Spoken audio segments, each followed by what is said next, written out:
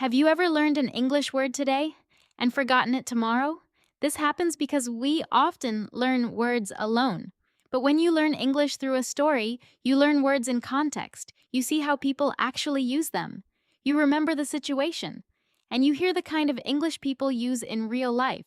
So today, you're going to learn English through a simple and interesting story. The story is called I Almost Missed My Flight. Listen carefully. Don't translate every word, just try to understand the story. Let's begin. Last month, I had to catch an early morning flight. My flight was at 7 o'clock in the morning. I set my alarm for 5 o'clock. But somehow, I slept through it.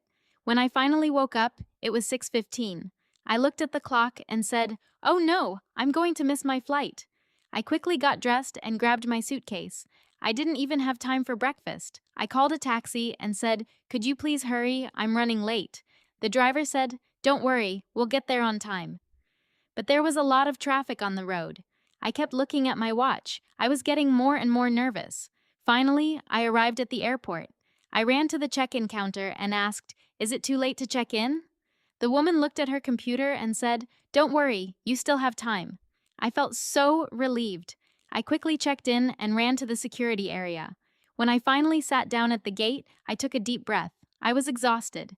Then I looked at my phone. I had received a message from my friend. It said, "Don't forget to set your alarm tonight." I laughed. After that day, I started setting 2 alarms instead of 1. Now, let's learn some useful phrases from the story. Phrase number 1. I slept through my alarm. This means your alarm rang, but you didn't wake up. For example, I was so tired that I slept through my alarm.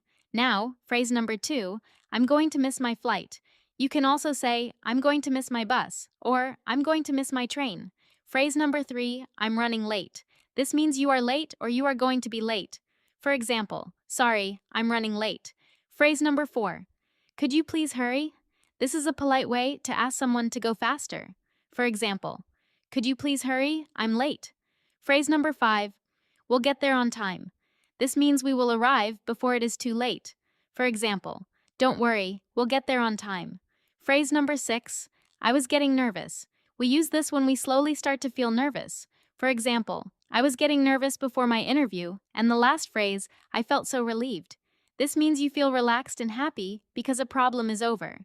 For example, when I found my passport, I felt so relieved. Now let's see how carefully you were listening. Question number 1. What time was the flight? A. 5 o'clock in the morning. B. 7 o'clock in the morning. C. 8 o'clock in the morning. Pause the video and choose your answer. The correct answer is B. 7 o'clock in the morning. Question number 2. Why was the narrator nervous? A. They lost their suitcase. B. They were running late for their flight. C. They forgot their passport. Pause the video and choose your answer. The correct answer is B. They were running late for their flight. Question number 3. What did the narrator do after this experience? A. Stopped traveling. B. Started setting 2 alarms. C. Bought a new phone. The correct answer is B. The narrator started setting 2 alarms. How many questions did you get right? Now try to tell the story in your own words. You can use these phrases, I slept through my alarm. I was running late. I was getting nervous. I felt relieved. Remember, you don't need to understand every single word to improve your English. Listen to stories, learn phrases in context, and repeat the sentences out loud. The more you listen and speak, the more natural English will feel. See you in the next English learning story.